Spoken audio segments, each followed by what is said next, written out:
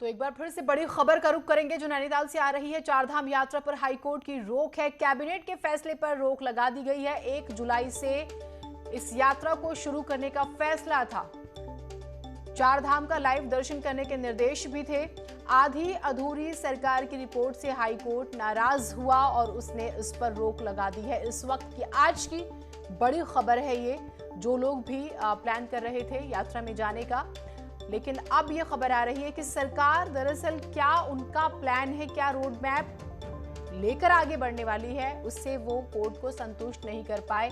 आप कैसे कोविड के रूल्स फॉलो कराएंगे, आप कैसे सोशल डिस्टेंसिंग करेंगे, आप कैसे टेस्ट करेंगे, अगर आप आरटी-पीसीआर मैंडेटरी कर रहे हैं तो कैसे वो इंप्लीमेंट होगा, क्योंकि कुंभ में जिला प्रशासन और मेला प्रशासन के बीच की जो कम्युनिकेशन था उसका बहुत बड़ा खामियाजा उठाना पड़ा।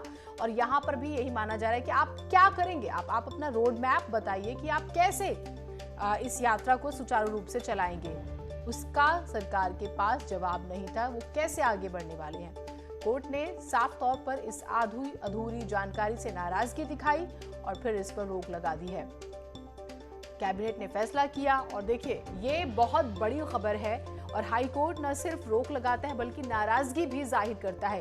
वो कुंभ मिसमैनेजमेंट का जिक्र करता है। उस दौरान कैसे आपने देखा आरटी-पीसीआर स्कैंडल सामने आता है, फर्जी लैब्स, और वो इन्वेस्टिगेशन का पार्ट है वो, लेकिन सवालों के घेरे में तो है ही। कैसे राजनीति उस पर हो रही है और कोविड की वजह से दरअसल जनता की सुरक्षा सबसे महत्वपूर्ण विषय है। तो उस लिहाज से भी सरकार का जो रोड मैप है, क्या प्लान है, वो सरकार नहीं बता पाई, वो स्पष्ट नहीं कर पाई। और शादाब शम्स जी हमारे साथ जुड़े हैं, बीजेपी के प्रवक्ता हैं। सर, क्या दलीलें थी आप लोगों की, क्योंकि रोक का जिक्र हाईकोर्ट कर रहा है?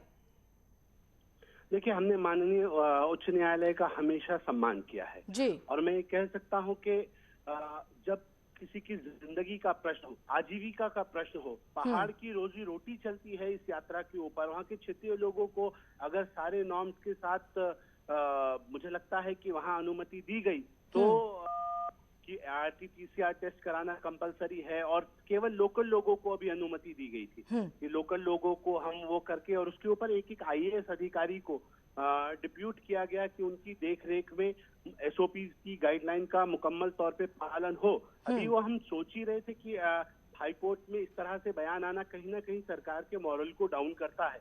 तो मेरा तो यही हम विनम्र निवेदन कर सकते हैं माननीय न्यायालय से कि नहीं ये नहीं, हमारे तो लोगों सर की कोई ये आजीविका आज का प्रश्न। सर हाई कोर्ट में कोई आज ही थोड़ी ना नाराजगी दिखा दी है, आज ही आज में फैसला दे दिया। आप लोगों की दलीलें रहेंगी, आपकी तैयारी, आपका जो प्लान रहा होगा, पीछे के एग्जाम्पल्स हैं सामने, तो और आप रोजी रोटी का जिक्र कर रहे हैं। हम देखते हैं अलग अलग डिपार्टमेंट्स के लोग सड़कों पर नाराजगी दिखा रहे हैं, व्यापारी दुकानों को खोलने को लेकर नाराज रहे, तो रोजी रोटी का मसला तो बड़े पैमाने पर है। बड़े बड़े पैमाने पर है, लेकिन मैं कह रहा हूँ पहाड़ में कुछ और नहीं, हमारे बॉर्डर्स एरिया हैं, वहाँ लोगों की आजीविका इसी पे टिकी हुई है। और तमाम दुकानदार हो, तमाम फल रेड़ी वाले हो, ठेली वाले हो, पंडा पुरोहित हो, तमाम लोगों की जिंदगियों का मामला है। और इसलिए हमने कहा कि आजीविका का प्रश्न है, इसलिए सरकार उसके प्रति गंभीर है। और हम इस बात के लिए भी कहते हैं कि लगातार जो अभी वर्डिक्ट आया है इसके ऊपर चिंतन मंथन किया जाएगा, देखा जाएगा कि कहाँ कोई चूक हो गई है। हमारी चूक होगी तो सुधार करेंगे, और लगेगा कि कहीं अन्याय हो रहा है तो हम इसके मामले में आगे जाएंगे। नहीं, मैं ये चाहूंगी कि आप, क्योंकि आपने अन्याय शब्द का इस्तेमाल किया, आप जरा ये बताइए कि आप लोगों का एग्जैक्ट प्लान था क्या, जिसके तहत आप लोग आगे बढ़ रहे थे? बिल्कुल एग्जैक्ट प्लान ये है कि हमें जान है तो जान भी है, इसमें कोई शक नहीं है कि जिंदगियों को बचाना प्राथमिकता है। लेकिन अब हम ये भी जानते हैं कि पहाड़ के दूरस्थ इलाकों में कब तक लेकिन तीसरी लहर भी इंतजार कर रही है, तीसरी लहर को लेकर भी अलर्ट जारी किया जा रहा है, और एक बड़ा कारण ये भी दिया गया कि तीसरी लहर भी आने वाली है कोर्ट में। नहीं, तो आपके पास उसका रोड मैप क्या है? बिल्कुल, हमने आपने जान और जहान की बात की, सबसे पहले तो जान जरूरी है सर।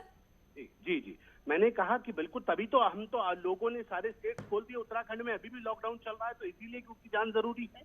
इसलिए मेरी सरकार ने सबसे बाद में अभी तक खोलना स्टार्ट नहीं किया। लोगों का विरोध हमें झेलना पड़ रहा है, विपक्षी दल हम पे टारगेट कर रहे हैं कि नहीं खोल रहे हैं, व्यापारियों के साथ खड़े हो रहे हैं, लेकिन उसके बावजूद हम ताकत के साथ खड़े हैं कि नहीं, लोगों की जिंदगी बचाने के लिए हमें विरोध झेलना पड़ेगा, हम झेलेंगे। ये तीरथ सिंह रावत की सरकार का दम है कि जिसमें विरोध झेलना आता है, और हमने बड़ी ईमानदारी से इस विरोध को झेला है।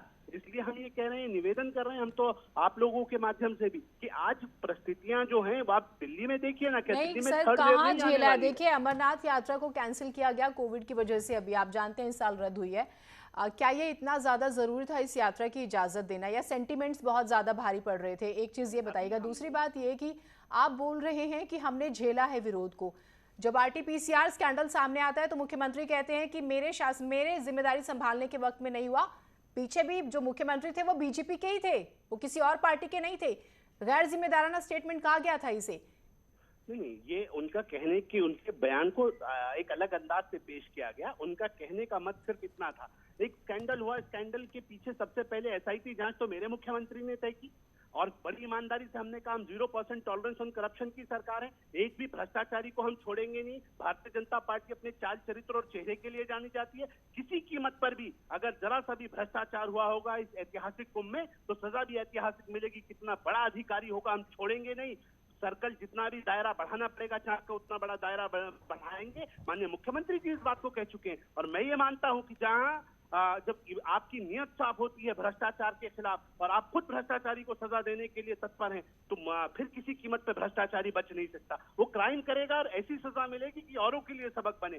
लेकिन बात इतनी आती है कि जब पत्रकार प्रश्न पूछता है और पत्रकार ये कहता है कि ये कब का विषय है, तो तब माननीय मुख्यमंत्री जी ने कहा कि ये मेरे समय का नहीं है। तो इस बात को आपकी सरकार का है, आपके समय का है, और आपको इसको स्वीकार करना होगा। कोई बहुत जमाने पीछे का नहीं है, क्योंकि जब शाबाशी लेंगे आप तो फिर सवाल भी आपसे ही उठेंगे। बहुत शुक्रिया, आप हमारे साथ जुड़े।